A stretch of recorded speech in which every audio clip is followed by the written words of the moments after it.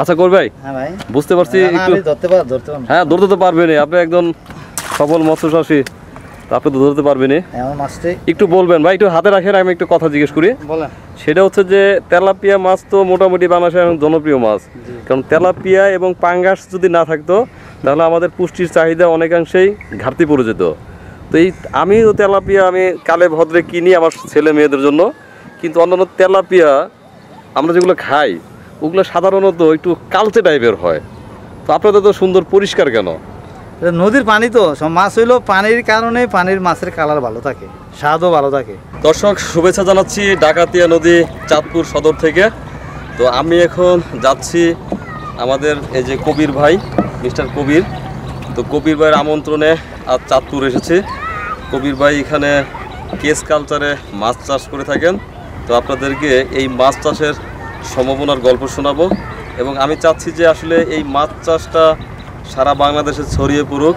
এবং কবির ভাই যতটুকু কথা বলে জানছিলাম যে উনি 30 বছরের অভিজ্ঞ একজন মানুষ এই মাছ চাষে। তো কবির ভাই আমাদেরকে এই চাষ প্রণালী এবং এর সম্ভাবনার দিকগুলো নিয়ে কথা বলবেন, সেজন্য আজ এখানে আসা। আসসালামু আলাইকুম রহমতুল্লাহ। আমি মোহাম্মদ কবির হোসেন, চাঁদপুর সদর উপজেলার রঘুনাথপুর গ্রাম। চাঁদপুরে এই খাসার মাছ চাষটা প্রায় 18 থেকে 20 বছরের কাছাকাছি হয়েছে, যে সর্বপ্রথম বাংলাদেশে চাঁদপুরেই থেকে শুরু হয়েছে। এখন চাঁদপুরে এটার কি কোনো দালিলিক প্রমাণ আছে যে আপনারাই শুরু করছেন? যে এটা হয়েছে মৎস্য গবেষণা, মৎস্য বিজ্ঞানী আসাদুল বাকি যিনি মৎস্য বিজ্ঞানী চাঁদপুরের, উনি থাইল্যান্ড থেকে এই প্রযুক্তিটা নিয়ে আসছেন। আইনা প্রথম উনি শুরু করছেন, তারপর থেকে আস্তে আস্তে এটা বিস্তার হয়েছে, এরা প্রসার লাভ করছে। আচ্ছা, এরকম আমি দেখছি এর আগে পরেও, কিন্তু আমি আসলে এই বিষয়ে জানি না। তো মনে করেন যে আপনার সামনে আমি একজন স্টুডেন্ট, তখন আমাকে কিভাবে বুঝাবেন এই চাষ পদ্ধতি? এটা চাষ পদ্ধতি হইলো একবারে সহজ। যেমন এই মাছটা এখানে পুকুরে মাছ চাষ করতে যেই খরচটা হয়, যে পুকুর লিজ নিতে হয় 1 নম্বরে, তারপরে পুকুরের পানি এটা আগে পুকুর তৈরি করতে হয়। এখানে পুকুর তৈরি করা লাগে না, পুকুর লিজ দেওয়ার টাকা দেওয়া লাগে না। আবার পুকুরের আরেকটা হইলো যে পুকুরে মাছ ধরার বাজারে বিক্রি করতে যায়, সেখানে একটা খরচ হয়। যেমন মাছ ধরার যে খরচটা, লেবার বা জেলে দিয়ে যে মাছ ধরা হয়, দেখা গেছে শতকরা সেখানে 8 থেকে 10 টাকা খরচ হয়ে যায়। আর এখানে দেখা গেছে 1 লক্ষ টাকার মাছ উড়াইতে সময় লাগে মাত্র 20 মিনিট। আর নিজে যে কর্মচারী স্টাফ থাকে উনি আর প্লাস একজন, 2জন লোক হইলে 1 লক্ষ টাকার মাছ 20-25 মিনিট, সর্বোচ্চ 30 মিনিটের মধ্যে মাছ ধরা সহজ। মাছ যে ধরার এই খরচটা, বছরে যদি 10 লক্ষ টাকা মাছ বিক্রি করে, তাহলে মাছটা তুলতে মানে ধরতে 1 লাখ টাকা খরচ হয়ে যায়। এখানে এই টাকাটা আপনার বাইচা দিতেছে। প্লাস হইলো আপনার ওই পুকুরের যে লিস্টটা বাৎসরিক, ওই লিস্টটা আপনার আর দিতে হইলো না। প্লাস পুকুরে তো পানি মাঝে মাঝে অনেক রকমের মেডিসিন, অনেক খরচ হয় বর্তমানে মাছ চাষ করতে হইলে। নদীর পানি তো সবসময় এটা পিওর থাকে, জোয়ারে আসে বাড়ায় যায়। এই জন্য প্রাকৃতিকভাবে যে মাছটা আমরা এখানে চাষ করি, এই মাছটা প্রাকৃতিক নদীর মাছের মতোই স্বাদ হয়। আচ্ছা, আমি একটু নিজে জানার জন্য বলি ভাই, ধরেন এই যে খাঁচাগুলা বসাচ্ছেন, এটা তো একটা ইনভেস্ট আছে আপনার। জি জি। নদীতে তো আর আপনাকে কিছু দিতে হয় না? না না, নদীতে তো এখন নদীতে প্রশাসন, এটা তো নদীর মালিক হইল BIWT। যখন বিএনপি সরকার ছিল, তখন খালেদা জিয়া যখন আমাদের দিক দিয়ে চাঁদপুরে আসছে, বিমানের থেকে দেখছে যে কি নদী কি দখল করে, পরে বলছে যে না, এখানে তো খাঁচায় মাছ চাষ করা হয় নদীতে, কয় তাহলে এগুলো তো কিছু সুদমুক্ত ঋণ দেওয়া দরকার। এই আশ্বাসই দিছে, কিন্তু আর দেয় না। পরে প্রধানমন্ত্রী যখন শেখ হাসিনা উনিও দেখছে চাঁদপুরে এই পরিস্থিতিতে, উনিও বলছে আমাদেরকে সুদমুক্ত ঋণ দেওয়া। পরে আমরা ঋণের জন্য চেষ্টা করছি, কিন্তু আসলে আমরা ঋণ পাই নাই। পরে নিজের ব্যক্তি উদ্যোগেই আমরা আসলে এগুলা করা। আমি এখনো বিষয়টা ক্লিয়ার না। আমি বলি, ধরেন আমি একেবারেই এই বিষয়ে কিছু জানি না, কিন্তু আমি মাছ চাষ এভাবে করতে চাই, তাহলে আমার প্রস্তুতি কি হবে এবং কিভাবে আমি এটাকে তৈরি করতে পারি?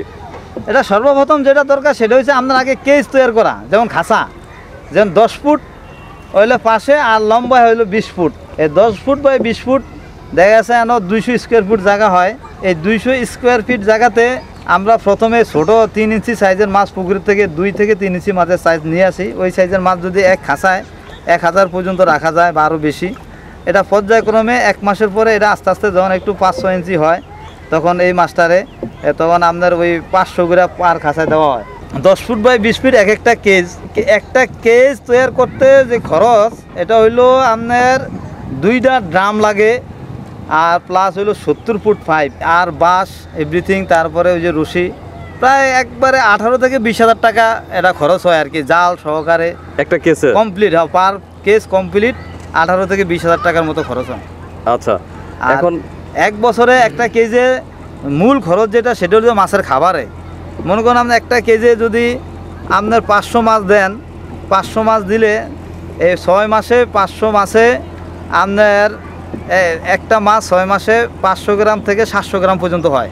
এক একটা কেজে কি আলাদা আলাদা মাছ থাকে? হ্যাঁ, প্রত্যেকটা কেজ তো আলাদা, প্রত্যেকটা কেজেই 500 কেউ 5 করে, কেউ 600 চাষ করে। আবার একবারে বড় মাছ যখন আমাদের মাছ 2 কেজির উপর হয়ে যায় তখন আমরা 300 করে রাখি।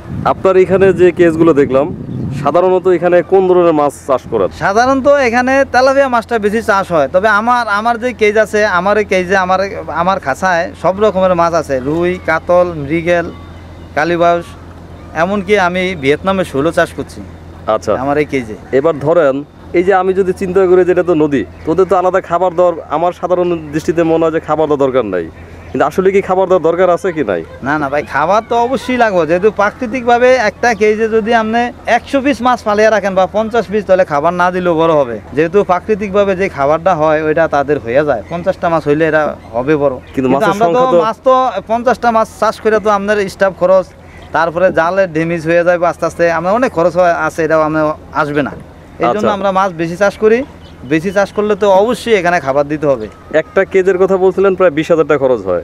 একটা কেজ তৈরি করতে 20,000 টাকা খরচ, 20,000 18 থেকে 20,000 টাকা। 20,000।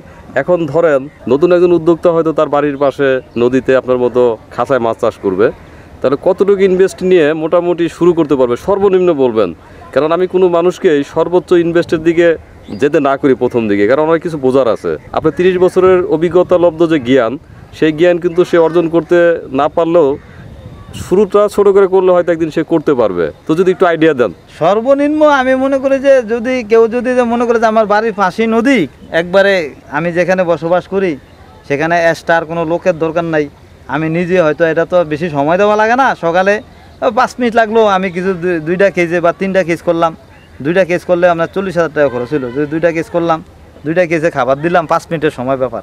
আবার বিকেলে আইসাম, দেখলাম 5 মিনিট লাগলো, খাবার দিয়ে দিলাম, তাহলে আর তো দেখার অন্য কোনো লোক লাগলো না, হে অল্প পুঁজিতে। তারপরও সর্বনিম্ন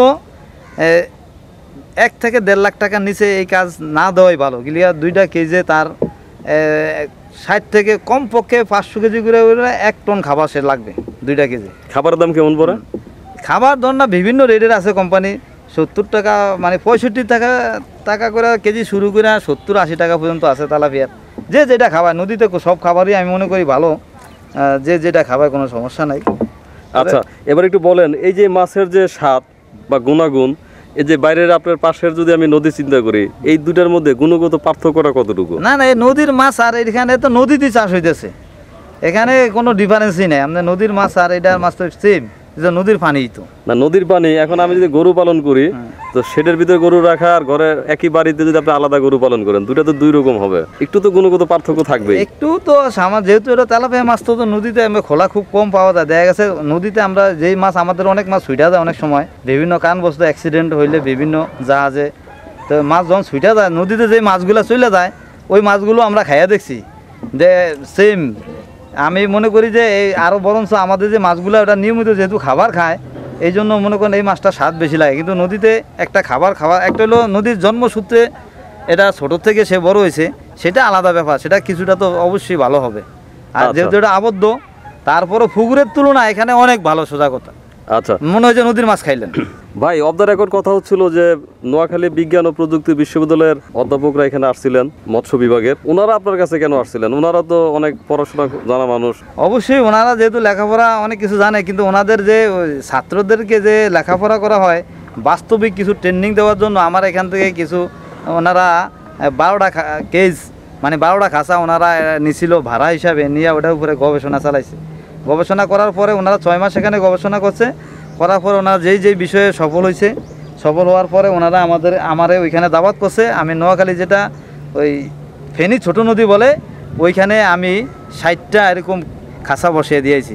পরবর্তীতে ওনারা দেখলো যে চাঁদপুর আসে যে সমস্যা, পরে ওই সরকারিভাবে ওইখানে ওনাদের একটা প্রোগ্রাম হচ্ছে, ওইভাবে ওইখানে আমি বসিয়ে দিয়েছি।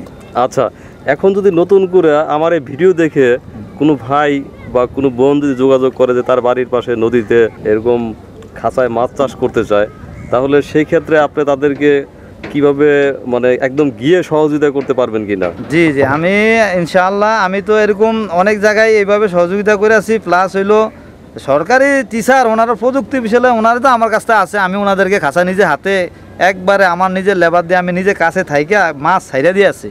এখন যদি কেউ করতে চায় আমার তার সর্বাত্মক সহযোগিতা যা আমার পক্ষ থেকে আমি সম্পূর্ণ করব। আমি নিজে খাঁচা একবারে ফিটিং করে দিয়ে বসে মাছ ছাইড়া দিয়ে এবং মাছ সে বিক্রি পর্যন্ত যদি আমার বলে যে আমি অবশ্যই তার তদারকি যে কোনো সময় আমার কল করলে আমি যাবো, অসুবিধা নেই। এবার একটু দর্শকদের জ্ঞাতার্থে বলে রাখি, ধরেন আমার ছোট ভাই মালয়েশিয়া যাবে, তো মিনিমাম 5-6 লাখ টাকা খরচ হবে। তো সেই 5-6 লাখ টাকা খরচ না করে যদি তার বাড়ির পাশে এরকম নদীতে এরকম করে, তাহলে সে কি সেই মালয়েশিয়ান টাকা কামানো সম্ভব কিনা? 5 থেকে 6 লাখ টাকা যদি ইনভেস্ট করে, যেহেতু এক একটা কেজির থেকে আমি 1,40,000 টাকার মাছও বিক্রি করছি এক এক সিজনে। কেজি থেকে 10 ফুট বাই 20 ফুট জায়গাতে। এখন যেহেতু আমাদের চাঁদপুরের পানির একটু ওই ফায়ার হাউস 3টা ফায়ার হাউস হয়েছে, হওয়ার কারণে একটু পানিটা সমস্যা হইতেছে, এখন ওই পরিমাণ বিক্রি করা যায় না।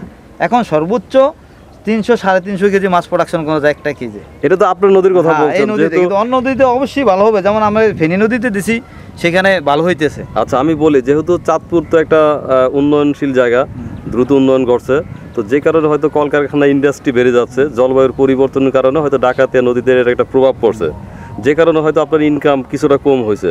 কিন্তু ধরেন একদম আমার বাড়ির পাশে ধলেশ্বরী নদী আছে, যমুনা নদী আছে, আমি জানি ওখানে কোনো কলকারখানা নাই। যে কোনো নদীতেই বসাইতে পারবো, কোনো সমস্যা নাই, যে কোনো নদীতেই বসানো যাবে। বলছে সেখানে তো আপনার এই নদীর চেয়ে ওখানে তো 5-7 লাখ টাকা ইনভেস্ট করে উনি মোটামুটি বিদেশ জেলে বিদেশ যাওয়া তো ভালো মনে করি অবশ্যই, কিন্তু অনেক লোক বিদেশে যায় মার খায়। তার চাইতে বলো ও এত বড় রিস্ক না নিয়ে যদি তার বাড়ির কাছে কারো নদী থাকে, আমি মনে করি সে বসাইতে পারে।